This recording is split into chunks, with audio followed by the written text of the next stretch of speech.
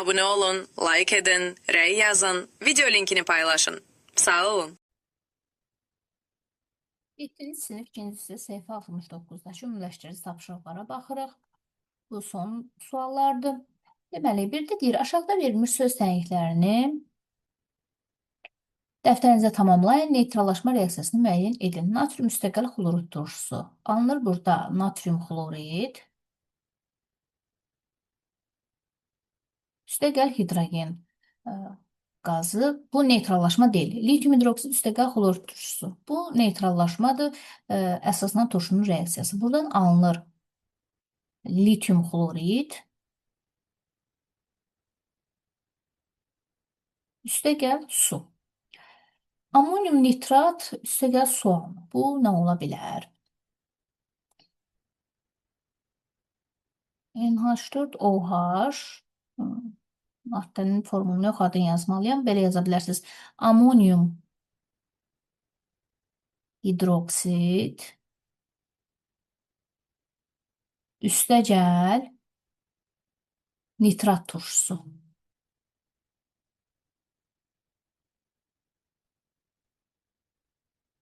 Sonra bu da neytrallaşmadır. Deməli, əsaslanan turşunun reaksiyası. Kalium xlorid, karbon qazı, su. Bu ola bilər. Mən formulu yazım əvvəlcə. Kalium 2SO3 üstəgəl H olur. Reaksiyanın özü budur. Adlarını yazmış, söz tənliklərini yazmaq istəyirsə belə olacaq. Kalium karbonat üstəgəl xlorid turşusu. Bu neytrallaşma deyil.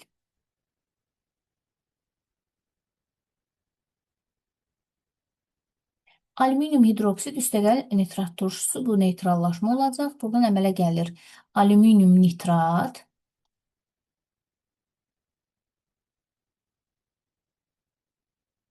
üstəgəl su. 2-yə baxaq. Natrium hidroksid olan qaba lakmus kağızı əlavə edilir. Sonra bu məhlula kifayət qədər xlorid turşusu əlavə edilir. Reaksiyadan sonra məhlula yenə lakmus kağızı daxil edilir. Hansı rəng dəyişikliyi müşahidə edilir? Natrium hidroksid olan qaba lakmus şifahi şəkildə deyirəm, yenə yaza bilərsiniz.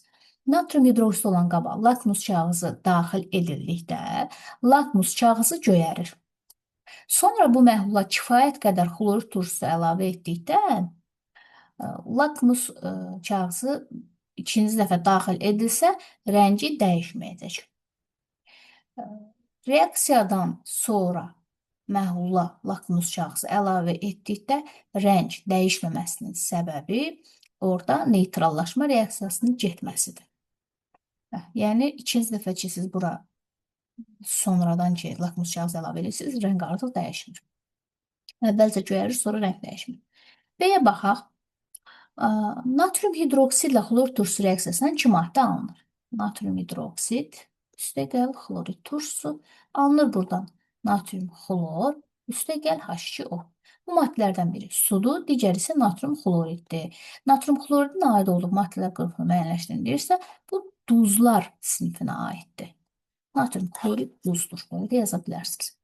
3-ə baxaq. Laboratoriyada etiketləri düşmüş 2 qab var. Etiketlərdən birinə bulaq suyu, digərinə isə sulfat turşusu yazılıb. Etiketlərin aid olduğu qabların müəyyənləşdirilməsi üsulunu təklif edin. Qabdakı maddələri ayırt etməkdən ötürü ora lakmus kağızı daxil edə bilərik. Bu zaman sulfat turşusuna daxil etdikdə lakmus kağızı qızarır. Bu formada yaza bilərsiniz. 4-ə baxaq. Anaqramları tamamlayın. Turş və əsasi mühitlərdə rəngini dəyişən kimyəvi maddə indikator. Turş və əsasi xəstələr maddələr arasında baş verən reaksiya olacaq neytrallaşma.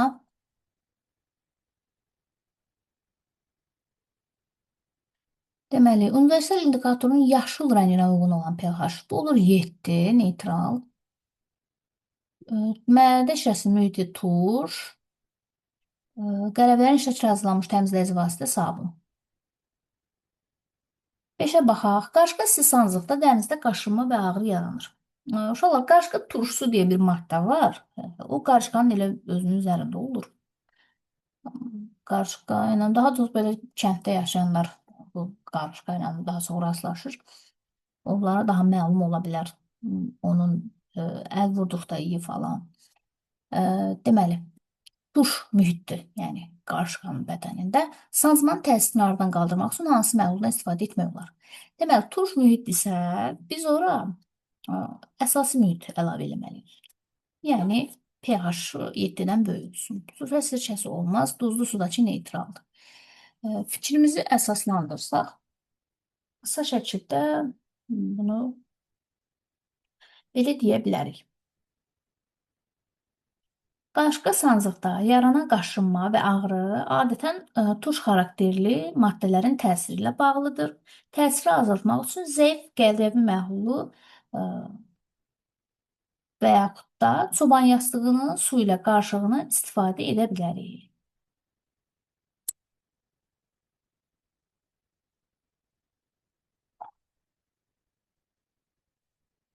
6-ya baxaq. 6-da deməli bizə universal indikatorun rəngini verib. Ona uyğun biz tapmalıyıq ki, burada mühit nədir, pH göstəricisi nədir? Deməli, qazlı suda narıncı rəng verib. Bu mühit olacaq zəif tur. pH göstəricisi 5-4 arası 5 deyərik herhalde. Aha. Akkumulyator turşusu bu daha tündü, kırmızı gedir. Bu turş mühiti. Bu böyle daha güclü olar da mühit.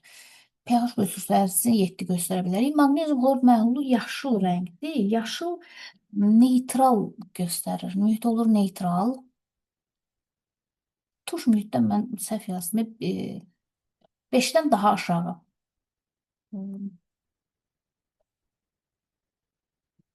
5-dən daha aşağı 3 falan, bunu belə 3 falan deyə bilərik. Neytral olacaq 7. Yumurtanın ağı mavi rənglidir. Bu zəif əsası olacaq. Bu olar 8 sadəcə. 7-yə baxaq. Diaqramda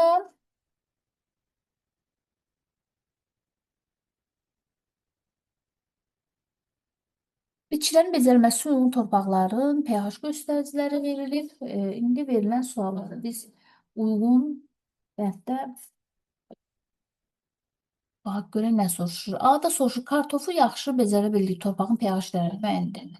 Bu 5-dir, pH bərabər 5. Hansı tərəvəz mühiti neytral olan torpaqda daha yaxşı? Şimdi 7 bu gül kələmidir. Əsası mühit olan torpaqda hansı bitkinin becərməsi daha məqsəd uyğundur? Bu görürük əsas mühiti 8 olan yer köküdür. 7-dən böyük olmalıdır.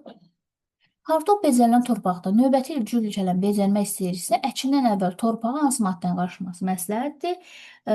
Bu tuş mühitdir, kartof olan. Onu əsasi mühitə çevirmək üçün sönmüş əhəng məhlulu. Sönmüş əhəng məhlulu vermək lazımdır torpağa. Maddələrin formulunu müəyyənləndir. Litium hidroksid, litium OH-dur. Sulfat turşusu H2SO4-dür. Xlor turşusu H xlor. Alüminium hidroksid, alüminium OH 3-dür. Baxaq, burada 9-cu suala sonuncu sualdır. 9-cu sual.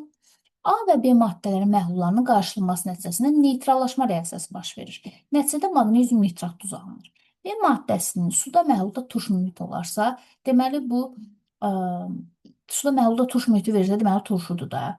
B deməli turşudur və nitrat turşusudur. HNO3. A nə olar? A da ola bilər maqnezium hidroksid. Fikrinizi əsaslandırın. Turş mühit verən turşudur. Belə yaza bilərsiniz. Ona görə də nitrat turşusu B-dir. Maqnezium nitrat əməli zaman reaksiya baş verən qabın temperaturu artır. Baş verən prosesin istilik effektinə görə növünü müəyyən edin. Qabın temperaturu artırsa, istilik ayrılır, eksotermik reaksiyadır. Bu formada yaza bilərsiniz. Sağ olun, salamat qalın.